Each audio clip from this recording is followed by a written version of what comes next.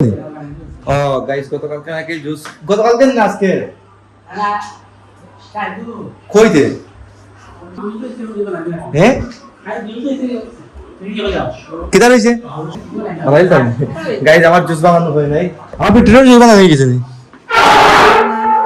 Vice বারবার আপনাদেরকে বলতেছি তো মানে আমাদের দিন কিন্তু এখন যাচ্ছে না হাতে গোনার দিন রয়ে গেছে।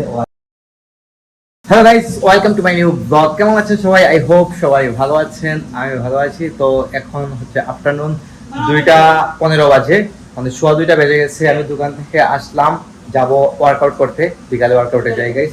ওয়ার্কআউট একটু না করলে কিন্তু আমার অস্বস্তি শুরু হয়ে যায়। আইদিকে এসে দেখি মা রান্না করতেছেন, আইদিকে স্বপ্নিল কল করে যে স্বপ্নিলের সাথে মা কথা বলতেছেন। তো খুব রিসেন্টলি আসতে চলেছে স্বপ্নিল, বারবার আপনাদেরকে বলতেছি। তো মানে আমাদের দিন কিন্তু এখন যাচ্ছে না, হাতে গোনার দিন রয়ে গেছে ও আসার পর গাইস তো অবশ্যই দেখতে পারবেন আপনারা। তো এদিকে কথা বলতেছেন না, এদিকে রান্না বাড়াও বসিয়েছে, রান্না চলতেছে, এদিকে রিপন ভাই হেল্প করতেছে। আর আমার এদিকে প্রি ওয়ার্কআউট মিলটা আমার রেডি করে রেখেছেন, দেখুন বয়েলড আলু, এটা সুইট পটেটো গাইস, আর এটা হচ্ছে টক দই। তো এটা যদি খেয়ে আমি জিমে যাই তাহলে কিন্তু মানে হেভি ওয়ার্কআউট করা যায়, হেভি ওয়েট লিফটিং করা যায়, প্রচুর এনার্জি পাওয়া যায়। তো এটা কিন্তু বেস্ট আমি মনে করছি। এতদিন ওয়ার্কআউটের পরে যে আমি এরকম একটা মিল পেয়েছি, এটা মানে কিন্তু জানা ছিল, বাট আমি এরকম খেতাম না, কারণ ভালো লাগতো না খেতে, মানে মুখে মজা লাগতো না। আমি মেন কথা হচ্ছে এটা, আর মজা লাগার জিনিসগুলো গাইস ভালো হয় না, আপনারা তো জানেন সেটা। তো তাই এদিকে রান্না হচ্ছে আজকে কি কি দেখি। দেখি দেখো ও ভেন্ডি ভেন্ডি এটা ভেন্ডি ভাজি বা তরকারি কিছু একটা হচ্ছে, মাছ দিয়ে ভেন্ডি ভাজি হচ্ছে, আর এদিকে আলু ভাজি হচ্ছে।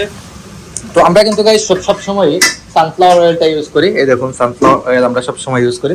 তো এটা তো গাইস অনেক বড়, ছোট, আর এটা কিন্তু অনেক বড়। দেখুন এটা থেকে ঢেলে ওখানে নেন, ওখান দিয়ে মানে এটার থেকে আপনার কড়াইয়ে ঢালেন আর কি, ঢালে ইয়ে করা হয়, রান্না করা হয়।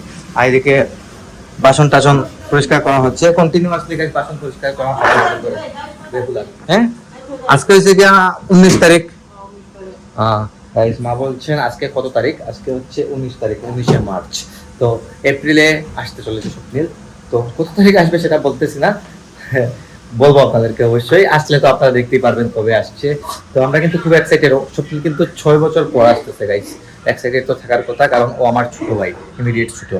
যাই হোক, আর এদিকে বাইরে গাইস প্রচুর রোদ উঠেছে, কিন্তু আমি চিন্তা করতেছি কি মানে স্বপ্নিল আসার পর কি হবে। ও কিন্তু ইউনিপেকে থাকে, ইউনিপেকে কিন্তু ক্যানাডার মধ্যে সব থেকে বেশি ঠান্ডা পড়ে, প্রচন্ড ঠান্ডা এলাকার মধ্যেও থাকে, কিন্তু বাংলাদেশে এখন প্রচন্ড গরম, যেটা ওর জন্য একটু কষ্টসাধ্য হয়ে যাবে বাংলাদেশ থাকাটা। তারপরে ও বলছে যে ম্যানেজ করে নিবে, কিছু করার নাই গাইস। তবে ঠান্ডার সময় আসলে কিন্তু ওর জন্য ভালো হতো আর কি।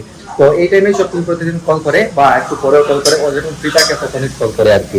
এই জন্য কথা হচ্ছে স্বপ্নিলের সাথে রেগুলার গাইজ এরকমই কথা হয় ভাইয়ের সাথে। মা বাবা সবাই যদি আমরা কথা বলি, বাবা যদি এখন দোকানে আছে। তাই হোক গাইজ, এখন আমি লেট করছি না, কারণ অনেক লেট হয়ে যায়। কিন্তু কিছুক্ষণের জন্যই খোলা হয় এই রমজান মাসে, আবার রাত্রে খোলা হয়। রাতে কিন্তু গাইজ যায় না, রাতে অনেক টায়ার থাকি, সারাদিন পরিশ্রমের পর রাতে ভালো লাগে না জিম করতে। তো তার আগে আমি প্রি ওয়ার্কআউট মিলটা নিয়ে নিই। এই জন্য আলুটা কিভাবে তৈরি,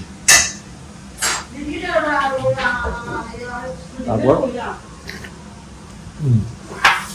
টক দই সাথে মিক্স করে খেতে কিন্তু ভালো লাগে। এখন কিন্তু আমার ডায়েট ফুডগুলো খেতে খুবই মজা লাগে। তো এটা কিন্তু মানিয়ে নিতে হয়, বডির সাথে অ্যাডজাস্ট করে নিতে হয় ডায়েট ফুডগুলো। এগুলো কিন্তু গাইস একদম টেস্টি ফুড না, টেস্টি ফুড কিন্তু শরীরের জন্য একদমই ভালো না। তো গাইস চলে এলাম জিম থেকে, এসেই শাওয়ার নিয়ে নিলাম, অনেক হার্ড ওয়ার্কআউট হয়েছে আজকে। এদিকে দেখুন মা স্বাক্ষরের রুমের বিছানা গুছাইতেছেন। তো শীতের কাপড় চোপড় যা আছে গাইস সবকিছু কিন্তু ধোয়া হবে। শীতের কাপড় আর এখন কিন্তু আর কাজে লাগছে না, ল্যাপটপ এগুলো সব গুছিয়ে রাখা হবে। বুঝলি জানি গাইস, ল্যাপের উষার টুষার যা আছে সবকিছু কিন্তু ধুয়ে দেওয়া হবে। তবে ধুয়ে দিলে এগুলা কিন্তু 4 তলায় চলে যাবে, ওখানে স্টক থাকবে আগামী শীত আসা অব্দি এগুলো ওখানে থাকবে। আর ঘরটা একটু পরিষ্কার লাগবে, কারণ শীতের কাপড় চোপড়ে কিন্তু একদম জাম লেগে যায় ঘরের মধ্যে, জানি ভাই, একদম জাম লেগে যায় গাইস। আর ঘরের অবস্থা তো থাকেই না, একবারে বুঝেই তো যাচ্ছেন, আপনি বুঝতেই তো পারেন। আমি দেখছি ম্যাক্সিমাম ঘরেই কিন্তু এরকমই হয়। তো আমাদের ঘর যতই বড় হয় না কেন, যতই ইয়ে না কেন, জাম তো লাগবে, এটা স্বাভাবিক, প্রতিটা রুমে জাম লাগবে। আমার কাপড় আছে, আমার রুমে জাম লাগবে, স্বাক্ষরের কাপড় আছে, স্বাক্ষরের রুমে জাম লাগে, মায়ের বাবার কাপড় আছে, ওনাদের রুমে জাম লাগে। কিছু করার নেই, এগুলা মা সবকিছু এখন বুঝাইতেছে না। যখন অনেকগুলা কাপড় ধোয়া হবে, এগুলা সব শীতের পোশাক। কিন্তু তো আমার কানে রেডি নিব।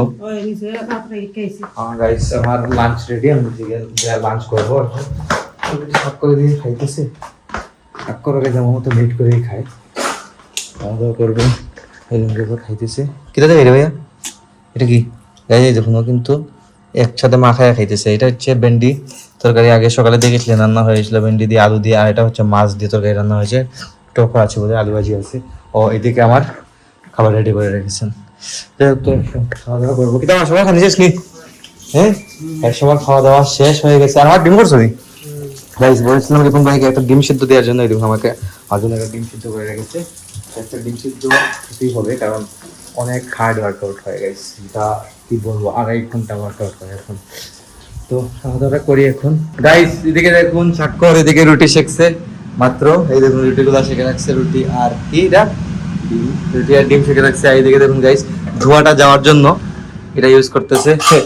এটা মানে অবশিষ্ট যে ধোঁয়াটা থাকে এটা এদিকে বের করে দিয়েছে। ও আর এদিকে দেখুন রুটি শেখছে, রুটি আর ডিম ভাজি করবে। ডিমটা দুইটা নেবে একলগে গাইস, দেখুন একসাথে 2টা ডিম শেখেছে, মানে ভাজি করেছে। আর রুটি কয়টা? 5টা রুটি। যাই হোক গাইস, ও ওর রাতের খাবার রেডি করছে। আর এদিকে দেখুন রিপন ভাই বসে খাইতেছে, বাবা এদিকে ফোন টিপতেছেন বসে। দাও দাও, খাইনি শেষ নি বাবু? খাওয়া দাওয়া শেষ করে নিয়েছেন বাবা। যাই হোক, তো আমার খাবার বাকি, আমার খাবারের জন্য এদিকে রেডি হয়েছে বোধহয়, দেখতে হবে গাইস। দেখিয়ে দেবেন, এটা হচ্ছে আমার রাতের খাবার। আর গাইস মধ্যখানে আমি কিন্তু শুট নিতে পারি নাই, অনেকটাই বিজি ছিলাম। এই জন্য গাইস এটা পাপড় ভেজে রেখেছিলেন, পাপড়টা গাইস খুব সময় একটা আইটেম খেতে পারবো না, কারণ এটার মধ্যে চিনি আছে, প্লাস হচ্ছে তেল আছে এটার মধ্যে। আর এটা হচ্ছে আমার সালাদ, আমি সালাদ রেডি করবো। আর এই হচ্ছে বিটরুট, বিটরুটের জুস বানানো হয়েছে রিপন দা? হ্যাঁ, কিটা রয়েছে? দুধ জুস রয়েছে নি? ও গাইস, গতকালকে নাকি জুস, গতকালকে না আজকে কইতে গাইস এখানে জুস পাচ্ছি না, বোধহয় বানানো হয় না। হ্যাঁ বানাইতাম গাইস, আমার জুস বানানো হয় নাই, আমার বিটরুটের জুস বানানো হয়ে গেছে নি? বানাইছো না নি? ও ও গাইস, বাসায় কিছু গেস্ট এসেছিলেন তো, যার কারণে মা সময় পান নাই বোধহয়। যাই সমস্যা নাই, বিটরুটের জুস বানানো হয়ে যাবে, এটা 5 মিনিট সময় লাগবে। তার আগে আমি হাত মুখ ধুবো, ফ্রেশ হবো, কারণ দোকান থেকে আসলাম, এসে একটু আড্ডা দিয়ে আসলাম। শুট তেমন একটা নেওয়া হয় নাই, ভালো লাগে না গাইস শুট নিতে, তাই নেই আর কি। প্রতিদিনই যে একটা না একটা ব্লগ আমি আপলোড করে যাচ্ছি, আপনারা আমাকে বেশি করে সাপোর্ট করে যাবেন, আপনাদের প্রচুর সাপোর্টের প্রয়োজন। তারপরে কিন্তু আমি মিস করছি না ব্লগ আপলোড করা। তো বিটরুট রাখা আছে গাইস, এটা দিয়ে এখন মা জুস তৈরি করে দেবেন আমাকে, মা শিখেছেন। আর সালাদ তো আছেই। যাই হোক সমস্যা নাই, যাবো আমি উপরে যাই, ফ্রেশ ট্রেশ হবো, ফ্রেশ ট্রেশ হয়ে আসি, তারপর খাওয়া দাওয়া করে দেবো রাতের। তার মধ্যে গাইস দুপুরে লাঞ্চের পর থেকে আমি শুট নিতে পারি না গাইস, কি করবো, সবকিছু মিলে একটু ঝামেলা ছিলাম আর কি। ফ্রেশ ট্রেশ হবো, ফ্রেশ ট্রেশ হইয়া তারপর আমি ভিডিও এডিট করতে হবে। চারদিকে কিন্তু অন্ধকার, আমার রুমে আসছে এখন, আমার রুমে আর লাইট জ্বালিয়ে দিলাম। যাই হোক, তো ব্লগটা বাড়াচ্ছি না, এখানে এন্ড করে দিচ্ছি। আপনারা আমাকে ফলো করতে চাইলে আমার ফেসবুক ইনস্টাগ্রামে ফলো করতে পারেন, আমার ফেসবুক ইনস্টাগ্রাম লিংক নিচে ডেসক্রিপশনে পেয়ে যাবেন। এন্ড আই হোপ আজকে ভিডিওটা আপনাদের ভালো লেগেছে। ভিডিও ভালো লাগলে অবশ্যই লাইক করবেন, কমেন্ট করবেন, শেয়ার করবেন, এবং চ্যানেলে নতুন হয়ে থাকলে সাবস্ক্রাইব করে আমাকে সাপোর্ট করবেন। তো দেখা হচ্ছে নেক্সট ভিডিওতে, তো তখন ভালো থাকুন, সুস্থ থাকুন। Thank you so much for watching.